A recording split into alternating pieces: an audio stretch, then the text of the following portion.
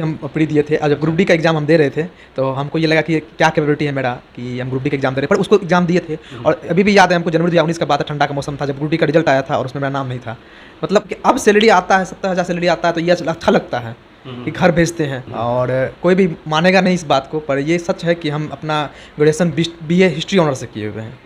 अभी भी याद है हमको, जब MTS 2016 एग्ज़ाम हम दिए हुए थे MTS का, और वो हमारा कुछ मार्क्स रह गया था, तो मेरी मम्मी रोई थी कि मेरे साथ हैं कृष्ण कुमार कन्हैया। सफलताओं की लिस्ट तो इनकी बहुत लंबी है, लेकिन उससे भी लंबी लिस्ट है असफलताओं की। ग्रुप डी का एग्ज़ाम दिया इन्होंने, उसमें भी फेल हो गए। CHSL 2 बार फेल हुए, लेकिन जब इन्होंने खेलना शुरू किया तो ऐसा खेला कि CGL के सभी फॉर्मेट में सफलता हासिल की, वो भी टॉप रैंक के साथ।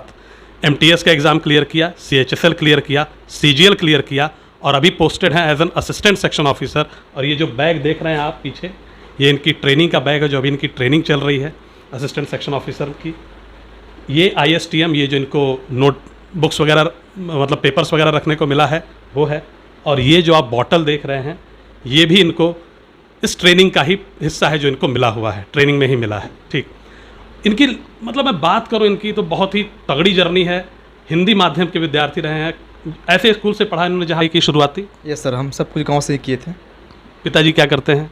मेरे पिताजी पहले एक फार्मर थे, पर आफ्टर 2008 में फ्लड आया था, तो उसके बाद वो अब शॉपकीपर है। तो पहली बार कब पढ़ी थी इंग्लिश आपने? किस क्लास में आपके स्कूल में इंग्लिश इंट्रोड्यूस हुई? आप तो सरकारी स्कूल से थे। सर जब हमको अभी भी याद है कि 6th क्लास में पहली बार बुक को इंट्रोड्यूस किया गया था, इंग्लिश बुक को। तो उस समय जब जो अभी तक याद है हमको कि 6th क्लास में पहली बार इंग्लिश बुक को देखने को मिला था।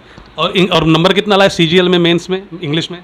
मेरा 16 नवंबर को एग्जाम था, तो मेरा रो स्कोर 183.75 था इंग्लिश में, जो नॉर्मलाइज होकर शायद 184 हुआ था। मतलब 183.75 नंबर, हिंदी माध्यम का बच्चा। और एक चीज़ तो आपने और बताई मुझे कि आप लगातार ढेर सारे टेस्ट में, मैं भी वहीं से कनेक्ट हुआ आपसे, लगातार आप टॉप करते रहे। ग्रेड अप का टेस्ट, टेक्स्ट बुक का टेस्ट, SSC ट्यूब का टेस्ट, या तो आप पहली रैंक पे होते थे या तो आप टॉप 10 में होते थे। सही बात है ये सर, ये बात सही है सर। और 2019 का ये नवंबर का टाइम है जब टेक्स्ट बुक पर लैब टेस्ट होते थे।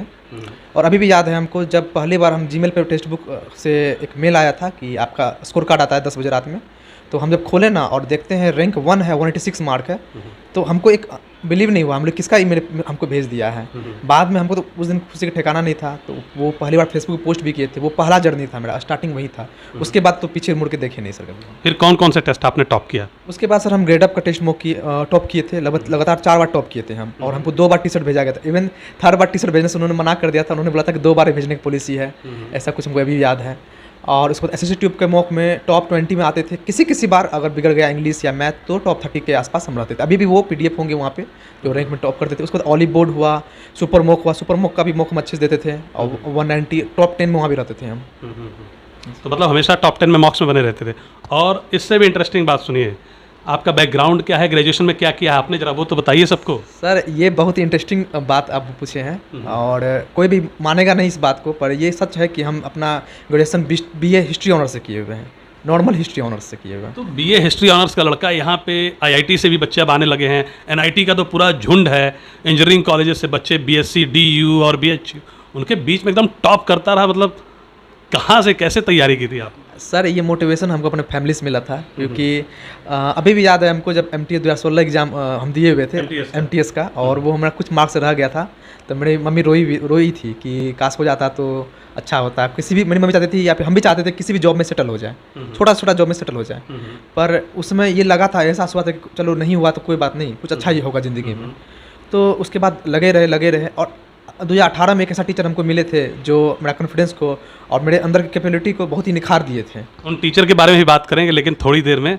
तो MTS नहीं हुआ, फिर आपने CHSL दिया आपने सर MTS नहीं हुआ, फिर CSL 2017 दिए, और CSL 2017 में बहुत अच्छा खासा कटअप गया था, मेरा प्री भी नहीं निकला था। अच्छा। तो बहुत ही अफसोस हुआ उस वक्त कि ये 2 से 3 साल से तैयारी कर रहे हैं। मतलब जो भी बात है कि तैयारी 2015 से कर रहे थे। अच्छा रुकिए जरा, ग्रेजुएशन कहाँ से थी आपकी, कॉलेज का नाम? मैं 2 चीज़ें जानना चाहूँगा। और किस ईयर के ग्रेजुएट हैं आप?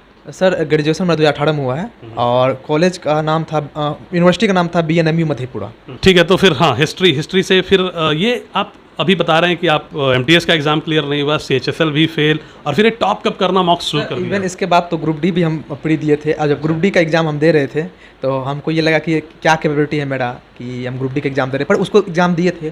और अभी भी याद है हमको, जनवरी 2019 का बात है, ठंडा का मौसम था, जब ग्रुप डी का रिजल्ट आया था और उसमें मेरा नाम नहीं था।